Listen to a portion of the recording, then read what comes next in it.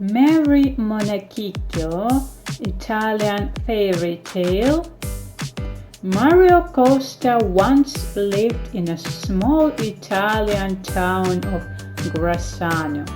Day after day he worked under the scorching sun, laying paving stones across the village of Ursina, and on Sundays he got on an old bicycle and rode high into the mountains.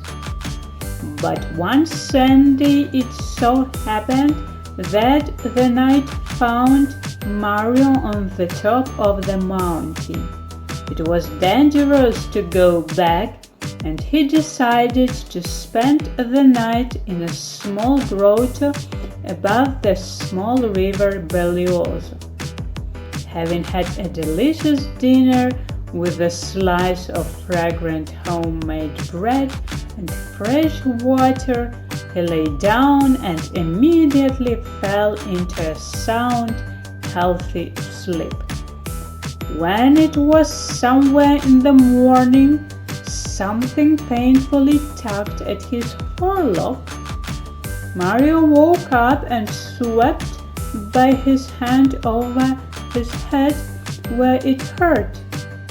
But suddenly something painful hit him in the ear with a tiny stone. Someone giggled softly. Hee hee hee, hee hee hee. Mario glanced at the source of the laughter.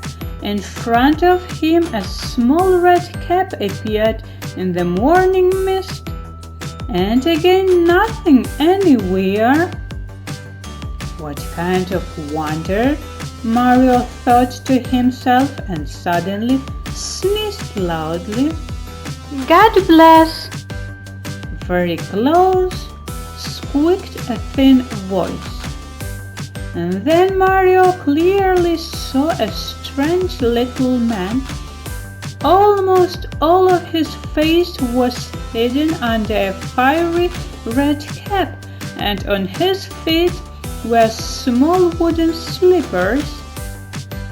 This is cheerful Monakiccio, Mario thought.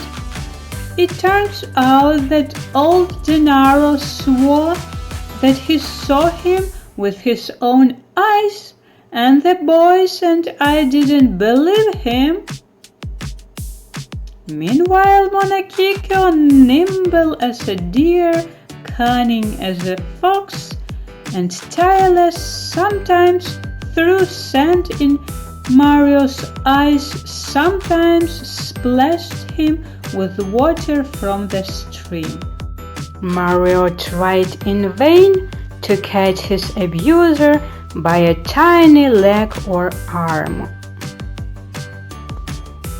Monakiccio, as if on springs, lightly jumped over Mario's head, tapping him above the ear with wooden slippers. And suddenly Mario remembered the advice of old Gennaro, who told the boys then, "There is only one way to catch Monakiccio. Cleverly, so that he doesn't notice, tear off his red cap from his head. Grab his cap in your hands, and Monakiccio will immediately become your faithful assistant." But let's face it, Monakiccio spends most of his time wandering underground and in rivers, so he knows everything about every treasure, how big it is and where it is hidden. Just don't give Monakiccio his cap until he shows you where the treasure lies. And when you get emotional, take the gnome at his word and give him the cap. He will also laugh at you like a simpleton. Mario now did as Gennaro once advised. When Monakiccio, having become completely emboldened, jumped up to the very hem of his cloak. Mario immediately reached there with his hand, and before the sly dwarf even moved from his place, his red cap was in Mario's hands.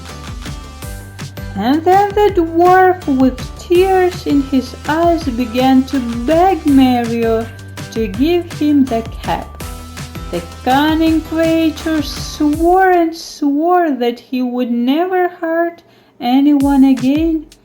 But Mario didn't indulge.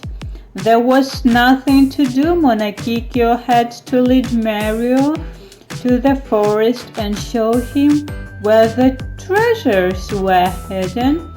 There, in the hollow of an old oak, the robber Ninko hid part of his wealth. After taking them all, Mario gave the dwarf his red cap and went home. He brought those treasures, rested a little from the road, and then went to the great city of Potenza. There he bought the best toys for all the children in his hometown of Grassano. He gave old Gennaro a very nice pipe and bought himself a brand new bicycle. Many years have passed since then. Old Gennaro is long gone. Mario Costa himself became a grandfather, and in the evenings, sitting under the house, he tells the boys about how he once haunted the cunning Monakiccio in the mountains. But the boys, like him in childhood, both believe and do not believe him. And Mario somehow regrets that he didn't remove even the wooden slipper from Monakiccio's foot. Then even the most distrustful boys would be convinced that he was telling them the honest truth.